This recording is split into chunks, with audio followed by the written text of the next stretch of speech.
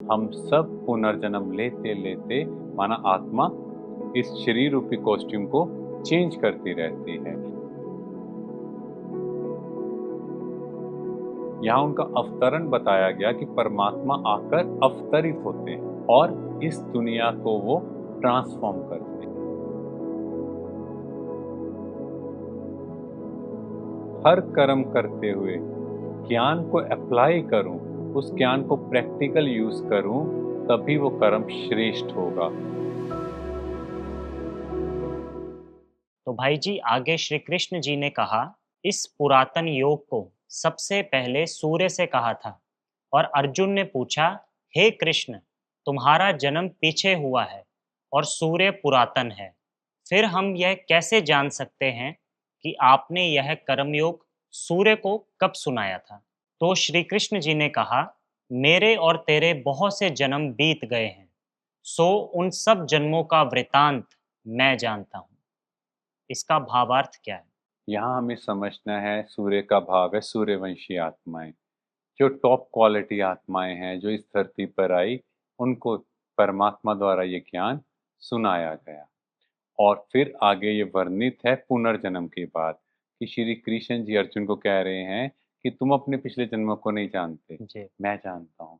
मतलब हम सब पुनर्जन्म लेते लेते माना आत्मा इस शरीर रूपी कॉस्ट्यूम को चेंज करती रहती है। तो यहाँ एक बहुत ब्यूटीफुल मैसेज भी है कि हम सबको हमारे कर्मों के अनुसार अगला जन्म मिलेगा। कई लोग सोचते हैं एक ही जन्म है, कैसे भी कर्म कर लें, आगे का क्या पता। पर यहाँ बताया कि तपस्या के बल से नेक्स्ट जन्म कैसा होगा, और अगर हमारे कर्म बहुत श्रेष्ठ हैं तो हमारा अगला जन्म भी बहुत ब्यूटीफुल होगा। जी। इसलिए कई बार हम लोग देखते हैं किसी के कोई बॉडी का पार्ट नहीं है, कोई बहुत धूप में काम कर रहा है, वेट उठा रहा है, तो वो उनके पास जन्म के विकर्म है जो उनको भोगने पड़ेंगे। इसीलिए हम सब अपना एक एक कर्म बहुत श्रेष्ठ भाव से करें, अपने को आत्मा समझकर परमात्मा को याद करेंगे तो मेरा हर एक कर्म बहुत श्रेष्ठ होगा। भगवानुवाच, जब जब धर्म की हानि और अधर्म की वृद्धि होती है, तब तब मैं अवतार लेता हूँ। तो इसका भावार्थ क्या है? हाँ जी, तो यहाँ ये समझाया है कि परमात्मा कब आते हैं, जब अधर्म की अति होगी और वो माँ के गर्भ से जन्म नहीं लेते। यहाँ उनका अवतरण बताया गया कि परमात्मा आकर अवतरित होते हैं और इस दुनिया को वो ट्रांसफॉर्म करते हैं। तो आगे श्री कृष्ण जी ने अर्जुन को कहा, हे अर्जुन, कर्म, अकर्म और विकर्मों का स्वरूप जानो, क्योंकि इनकी गति गहन है। हाँ इसका जी। भावार्थ? हाँ जी, तो देखो हमें एक एक चीज को समझना है यहाँ। हमारा हर कर्म कैसा है, विकर्म मतलब बुरा कर्म। तो आज के समय पर हम देखें तो कैसे कर्म चल रहे हैं। विकर्म ही हो रहे हैं। यस, तो यहाँ हमें समझना है सबसे पहले सुकर्म। सुकर्म मतलब श्रेष्ठ कर्म। जब मैं उस परमात्मा पिता की याद में कर्म करूंगा, जैसे हम अभी ये ज्ञान समझ रहे हैं, हम अपने को आत्मा समझेंगे तो मेरा हर कर्म श्रेष्ठ श्रेष्ठ। होगा। तो वो हो गए सुकर्म या श्रेष्ठ कर्म। अब इन कर्मों का फल मैं जब भोगूंगा, माना मैंने जो बीज लगाया, बीज से फ्रूट हुआ, तो फ्रूट को खाना ना अच्छा ना बुरा कर्म, उसको कहा जाएगा अकर्म। और वो सतयुग और त्रेता में होगा। फिर द्वापर युग से हम कुछ ना कुछ विकर्म करना स्टार्ट करते हैं, बॉडी कॉन्शियस आ जाता है, मैंपन आ जाता है। तो वहां से दान पुण्य की भी स्टार्टिंग है और विकर्म की भी स्टार्टिंग है। जी। दान पुण्य मतलब कोई हॉस्पिटल खोल रहा है, कोई धर्मशाला खोल रहा है, कोई किसी को खाने के लिए चीज दे रहा है, तो इस तरह से चलेगा। पर कलयुग में आके विकर्म है, बिकॉज अच्छे कर्म तो लोग करने की कोशिश कर रहे हैं, जी। पर हर कर्म के पीछे पांच विकारों में से कोई ना कोई रूप है। इसीलिए मतलब कच्चा फल खा रहे हैं, इसीलिए हर कर्म का फल बहुत छोटा हो गया है। तो यही है कर्म, अकर्म और विकर्म की गति। और इसको अगर हम समझ लें तो हमारा हर कर्म श्रेष्ठ होना स्टार्ट होगा। तो भाई जी आप हमें आगे बताइए, अगर किसी की लाइफ में कुछ गलत हो रहा है, तो वो क्यों हो रहा है? देखो, जो भी हम बीज बोएंगे उसी का फल काटेंगे। अगर हम अच्छे कर्म करेंगे तो अच्छा फल काटेंगे। मान लो आपने आम का बीज लगाया तो आम का ही पेड़ होगा, ऑब्वियस। वैसा ही हम फल खाएंगे। तो इसीलिए हम सबको ये बहुत ध्यान देना है कि मेरा एक एक कर्म बहुत श्रेष्ठ होना चाहिए। कोई भी चीज़ बाय चांस नहीं होती। कई बार आप देखते हो, आप कहीं जा रहे हो, अचानक से एक गाड़ी आती है, हिट करती है, और वो व्यक्ति आता है, आपसे कुछ पैसे लेता है और चला जाता है। जी। आप कहते हैं आज पता नहीं क्यों मैं इस रूट से आया। आप अचानक से नहीं आए, आपका कर्म जो उसके साथ सेटलमेंट होना है वो आपको वहां पर लेकर आए। खींच लाया। और फिर कई लोग कुछ लाइफ में बुरा होता है तो कहते हैं ग्रह नक्षत्र भगवान या फिर वास्तुशास्त्र, इन सब चीजों की वजह से मेरे साथ ऐसा हुआ। मेरे साथ जो हुआ वो मेरे खुद के कर्मों का फल है, इसमें किसी का कोई रोल नहीं।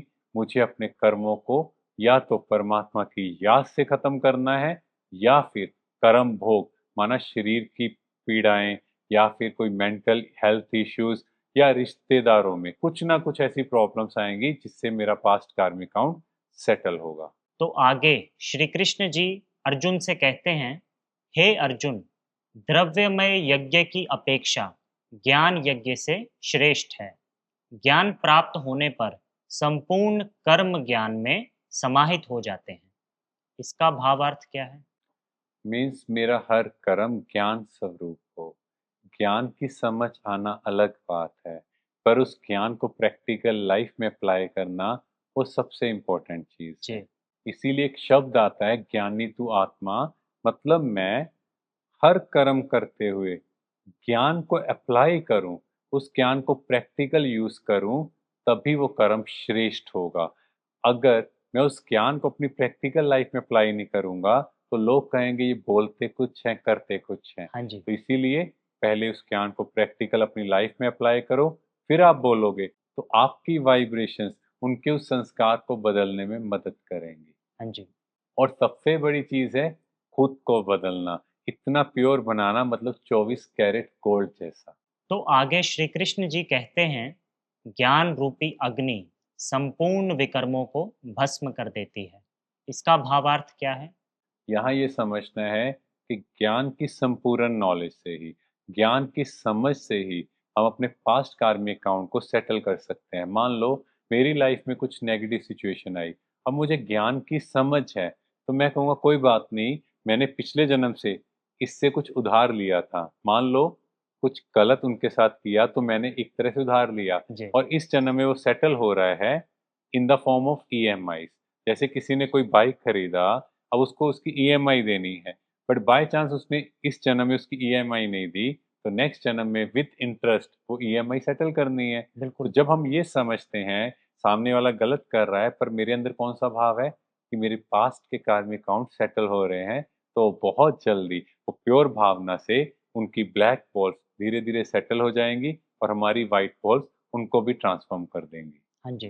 तो आगे श्री कृष्ण जी कहते हैं, हे भरतवंशी अर्जुन, तू हृदय रूपी मन में स्थित अज्ञान जनित संशय को ज्ञान तलवार से भेद योगस्थ होकर खड़ा हो और आत्मिक स्थिति में आ। इसका भावार्थ क्या है? यहाँ ये हमें समझना है, पहले तो हृदय रूपी मन, हम बार बार सोचते हैं कि मेरा दिल दुखाया तो हम इस दिल को दिल समझते हैं, पर यहाँ बात है मन रूपी दिल। मन को दिल भी कहा जाता है। तो अर्जुन की जो स्थिति है वो बहुत ऊपर नीचे हुई और उसका मन डोल रहा था इस युद्ध से। तो श्री कृष्ण जी उन्हें गाइड करते हैं कि आपको अपने मन को कंट्रोल करना है। कैसे? ज्ञान की समझ से, बुद्धि से, विवेक से। आपको ज्ञान की तलवार से जो अंदर अज्ञान की चीजें चल रही हैं कि ऐसा ना हो जाए ये मेरे रिश्तेदार हैं, जैसे ही ज्ञान की समझ आएगी तो उस तलवार से हम अंदर के अंधकार को खत्म कर देंगे, अज्ञान को काट देंगे। इसीलिए आपने देखा भी होगा कि माँ दुर्गा के एक हाथ में ज्ञान खड्ग दिखाया, तलवार दिखाई, मतलब अज्ञान रूपी असुर का नाश करना है। और अपनी आत्मिक स्थिति में आकर मीन्स मुझे अपने आप को एलिवेट करना है, सेल्फ टॉक करनी है, तभी हमारा मूड एलिवेट होगा। और अभी साइंस ने भी प्रूव किया है, जब हम सेल्फ टॉक करते हैं तो मेरा लॉजिकल ब्रेन स्ट्रांग होता है। तो यहाँ पर देखो श्री कृष्ण जी भी कितनी ब्यूटीफुल चीज कह रहे हैं जी। कि हे अर्जुन, अपनी आत्मिक स्थिति मीन्स अपने आप से बात करके अपना सेल्फ एस्टीम हाई करो, अपना लॉजिकल ब्रेन पावरफुल करो, तो उससे क्या होगा, ये तुम्हारे इमोशंस खत्म हो जाएंगे। यानी सेल्फ टॉक जरूरी है। यस। शुक्रिया भाई जी। Thank you. तो दोस्तों, आज के इस एपिसोड में हमने ये जाना कि मेरे साथ जो भी हो रहा है वो मेरे खुद के ही कर्मों की वजह से है। मेरे खुद के ऐसे कुछ पास्ट के विकर्म है, पाप कर्म है, जिस वजह से उसकी भोगना मुझे इस जन्म में भोगनी पड़ रही है। तो आज से हम अपने कर्मों पर अटेंशन दें और अपने जीवन को अच्छा बनाएं।